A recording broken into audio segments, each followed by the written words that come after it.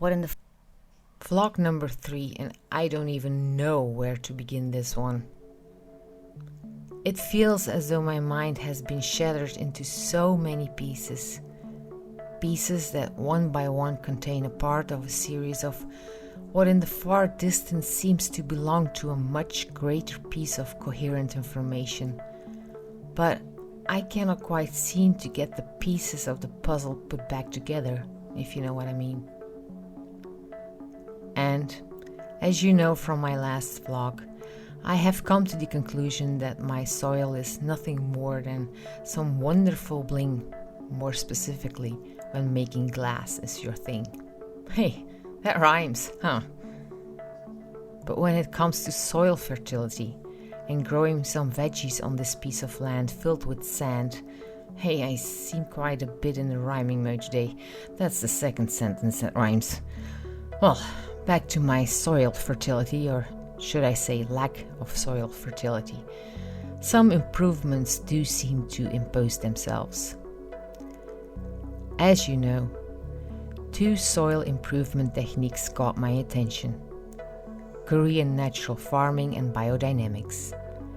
So, lately I have been getting myself a little bit further acquainted with Mr. Rudolf Steiner and his lectures on agriculture. Up to the point where so much information is playing a yes and / or no game of chess inside my head all the time. Moving forward, moving backwards, which pawn should I use next? All these unanswered questions. It just never seems to end. Fortunately, this what at second glance seems to be an endless game of psychological warfare inside my head is not giving me any headaches yet, but with every new thought I linger upon, my anxiety levels reach heights I did not know the existence of before all this. Because, let's be honest here, all I wanted to do was a little backyard gardening on this small urban piece of land filled with unfertile sand. What? Rhyme number 3? I have to nip this rhyming thing in the bud before I turn into a poet.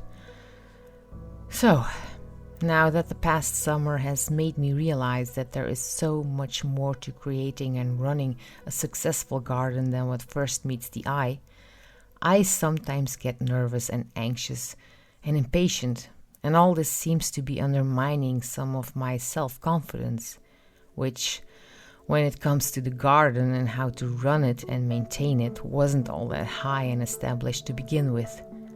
But digging deeper and deeper into this soil-enhancing adventure, I do admit to freak out once in a while.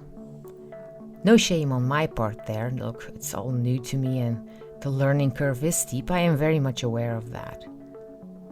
And although I am not scared to make mistakes, I just don't want to ruin my soil forever and ever with any mishaps I might make. This soil, although very sandy and unfertile, has not have had any encounter whatsoever with any sort of pesticide or other chemical treatment for over more than 20 years.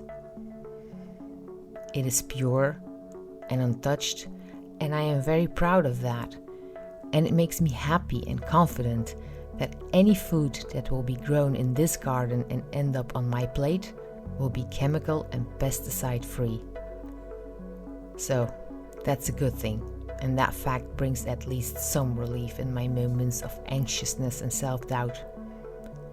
However, when it comes to soil improvement, up until now, I haven't come any further than composting some kitchen scraps and some garden waste. And, of course, let's not forget our beloved feathered friends, the Homestead chickens, which have and still do their own part of soil improvement in their own particular way, on their own time and pace. But that's all up until now, folks. So when it comes to choosing between Korean natural farming or biodynamics for soil enhancement, I am completely on unknown and foreign terrain here. And it's scary. I have listened to the audio recording of the lectures on agriculture by Mr. Rudolf Steiner twice now, and I have to be completely honest with you. This system scares the living daylights out of me. When listening to the recording, I cannot count the number of times my brain screams and shouts, "What is this guy for heaven's sake talking about?" I'm just a one-woman show with maybe an overly far-fetched dream of growing some fruits and veggies with a couple of chickens for eggs and meat on a small patch of land. But I do not know anything about the sun and the moon and the planets and all of their influences on us and our animals and our plants. Heck, I don't even read nor care the slightest bit about my horoscope and what is written in the stars for me this or next week. I guess I'm just a practical and down-to-earth person. I'm just someone who believes in hard work and persistence and not really in some influences thrown down from outer space on humanity and its surroundings.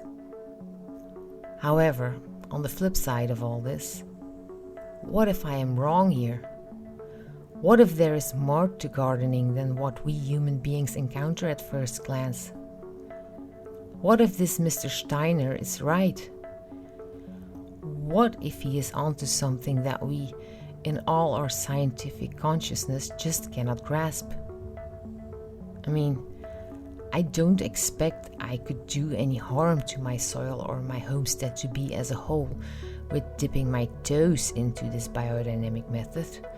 After all, it's all organic material, no chemicals or pesticides. And as far as I can recollect, Mr. Steiner does talk a lot about experimenting in his lectures. So, maybe if I could look at my soil improvement attempts as an experiment, maybe, just maybe, I could take some of the pressure off to relieve myself somewhat of my anxiety about this whole biodynamic gardening thing. Oh well, I'm gonna let it sink all in a little further and get myself acquainted a little bit more the next coming days with the Korean natural farming method of soil improvement. Not that I am disregarding biodynamics, no. I just want to put some time and distance between me and biodynamics. Just for a few days. To let it all sink in and hopefully get some more clarity on the matter and let my anxious feelings about the whole biodynamic matter flatten out a little. I used to treat anxiety and self-doubt and other negative emotions as weeds, aka not welcome in my garden nor my life. But that worldview has been single-handedly turned upside down lately. Because I have come to the realization that weeds in your garden aren't really weeds. They are there for two reasons. First, they tell you exactly what the strong points of your soil compositions are. Whether you like these strong points or not, that's another debate. But these weeds choose to grow there in that spot because it's a good and easy spot for them to grow and thrive in. So, and now I come to the second reason what led me to believe that weeds in the garden are a good thing. Because they thrive and flourish in your soil and voluntarily choose to be there in that exact spot, they have the exact number of traits and characteristics to live their life there. In other words, they show off their power to rule or, even better, dominate your soil and its associated conditions. So, if we can somehow harvest that power not only to live but thrive in our specific soil, and we could somehow transfer that power to the plants we choose to grow in our garden, then maybe, just maybe, those plants of our choice might pick up a little of that weed magic and also start to live and grow better in our soil. And with a little bit of luck, they might even start to thrive in our garden, just like the weeds do. So, one of the components of biodynamic gardening is the weed emulsion. And with my rational brain, I can understand that and I can rationalize that. So it definitely seems like something worthwhile to put a little effort into. Now, I realize that there is a high probability that I will not be able to rationalize every single biodynamic preparation, and that's fine. I don't have to. But it is nice to start with one that I can rationalize, because that's just my default setting, my inherent mode of being. It feels comfortable and familiar, and I think that is a good starting point to embark on this journey. I want to thank you for listening to my rambling and all my insecurities that I experience at these rainy autumn moments. I assume you all have experienced some of these moments as well, so maybe you can relate a little bit to what I'm feeling right now. I guess I just got a bit overwhelmed by all the information and the pressure that I have laid down on myself of choosing between two methods of soil improvement, of which, at this point, I hardly know anything about. But I want to learn, and I will choose the right one for my garden, I'm sure of that. It just will not be today. I'm sorry, but I do hope to see you again in the next vlog, and I hope by then the skies have cleared up a bit, both outside in the garden and inside my head as well. And who knows, maybe the revelation of the best soil improvement technique will have revealed itself to me by then.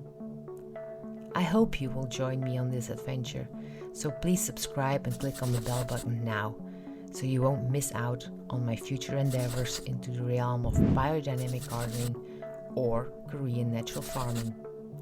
So, bye for now. And I know life gets in the way, but don't let that stop you, at least not today.